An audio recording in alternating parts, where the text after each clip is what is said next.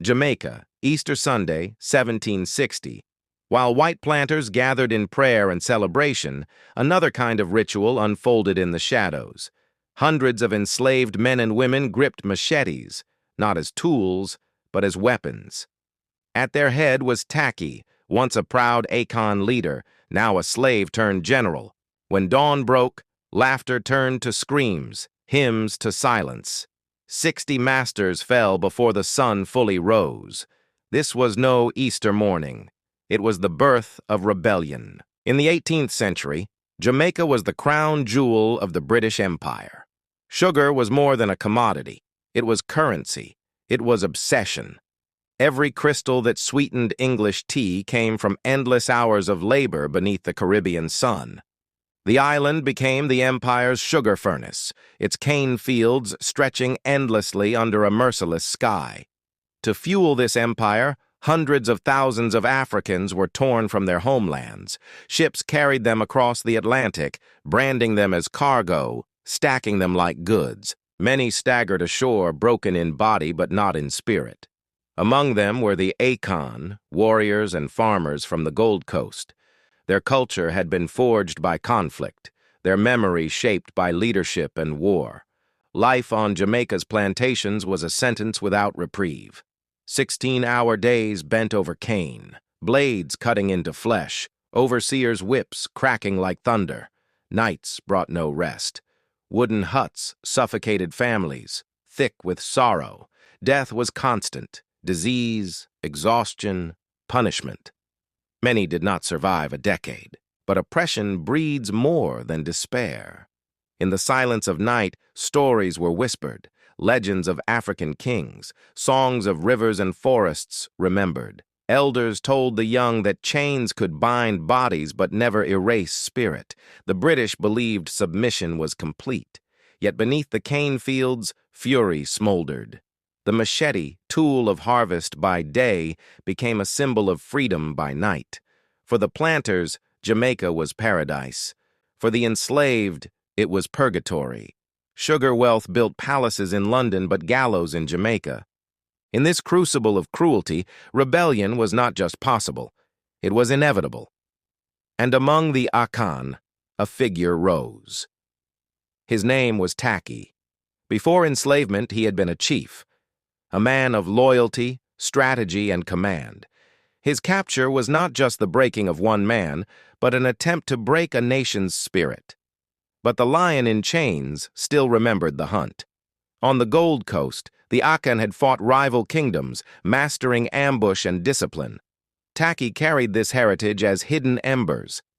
He saw the plantation as a battlefield, watchtowers as enemy outposts, overseers as arrogant targets.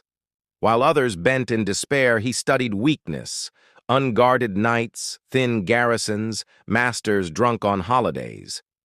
To fellow enslaved, he was more than another laborer. His bearing betrayed authority, his gaze was steady, his words deliberate. Around firelight, when whispers of freedom passed, Tacky's presence gave them weight. Memory of command can be more dangerous than any weapon. The British saw cane fields as profit. Tacky saw them as terrain for revolt. He knew machetes were blades that harvest could transform into war. Each day was a lesson in patience. The lion crouched in silence, but silence was not surrender. By the late 1750s, Jamaica was a furnace waiting for a spark. Cruelty deepened, punishments harsher. Rumors spread of men lashed to death, women taken at night, children born into chains. Despair fermented into something sharper, rage. In huts, whispers of rebellion spread. Akan chants returned. Tales of past revolts traveled plantation to plantation. The planters remained blind, lost in indulgence. Easter approached. For the enslaved, resurrection meant more than scripture. It meant rising in blood. Tacky understood timing. Soldiers were thinly spread.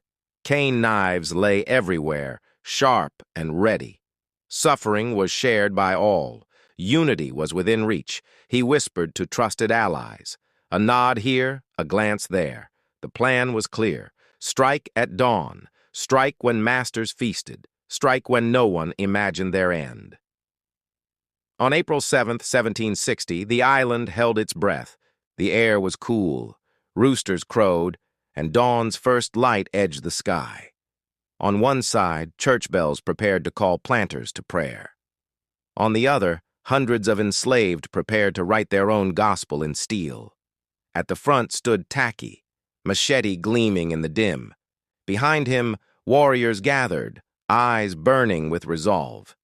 Their first target was the local fort, its muskets and powder guarded by only a few soldiers. The attack was swift. By sunrise, the fort was theirs. The sound of chains gave way to the crack of gunfire. With weapons in hand, they descended on plantations. Masters, still feasting or sleeping, met steel. Hymns from chapels were drowned by Akan war cries. Machetes no longer cut cane, but chains. The dawn of Easter became Jamaica's reckoning. Over 60 planters and overseers fell in hours. The enslaved, long bowed, had risen. Each strike was more than vengeance. It was proof that submission was not eternal, that the Atlantic had not erased identity. News spread like fire. From plantation to plantation, whispers turned to cries. Tackey had risen. Enslaved workers felt the shift in the air. To kill a master was to kill the myth of his invincibility. For the first time, the planters trembled. Their empire's foundation cracked. The rebellion swept across estates. Machetes were joined by muskets, powder, and fire. Smoke rose, plantations burned, storehouses fell. The Akan flag, improvised but powerful, flew above rebel ground. It was not just cloth, it was memory of homeland. It was defiance incarnate. The movement drew hundreds more. Men, women, even children joined. Hope spread, contagious and unstoppable. Across the island, Tackey's name became a summons. Freedom now, but fire draws eyes. The British regrouped. Letters raced, troops and militias marched. Most chilling of all, black shots. Enslaved men, armed by the British, were ordered to hunt their own. The island became war. Muskets cracked, machetes clashed, torches lit the night. The rebels struck from forests, ambushing, vanishing. For weeks, Jamaica bled. Yet the Empire's resources seemed endless. Redcoats poured in, naval guns threatened, cavalry trampled cane. The rebellion's fierce dawn began to waver. Still, the Akan fought with fury born of necessity. Every strike carried the weight of ancestors. But betrayal, hunger, and exhaustion thinned their ranks. Camps were exposed, leaders captured. The tide turned. In the hills near Port Maria, Tackey's end came. Surrounded, cut off, he refused surrender. To live in chains again was unthinkable. Accounts differ. Some say he fell in open combat, others that a black shot's bullet struck him. What is certain is this: his head was severed and displayed, mounted as warning. To the British, it was victory. To the enslaved, it was martyrdom. His silence did not erase him. It preserved him. Every man and woman who saw that grisly sight carried his memory. The lion had fallen, but his roar remained. The rebellion's aftermath was brutal. Hundreds executed, whipped, branded, burned. Drums outlawed, gatherings forbidden. The empire needed to terrify. Yet beneath the cruelty lay fear. For if a few hundred rebels could shake the colony, what would happen if thousands rose again? Tackey's story spread underground, whispered in cabins, sung in secret, told to children. The British called him criminal. The enslaved called him warrior. His defeat did not bury hope. It seeded it. In London, Parliament debated Negro insurrection. The rebellion had unsettled the empire.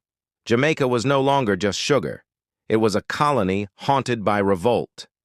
Decades later, in Haiti, revolution triumphed. Across the Caribbean, other uprisings followed. Each carried an ember of Tackey's fire. The empire killed the man. It could not kill the idea. Centuries later, Tackey remains in memory. To rulers, he was traitor. To the oppressed, he was prophet of freedom. His rebellion ended in blood, but it carved the path toward emancipation. Can a man condemned as criminal live on as a nation's hero?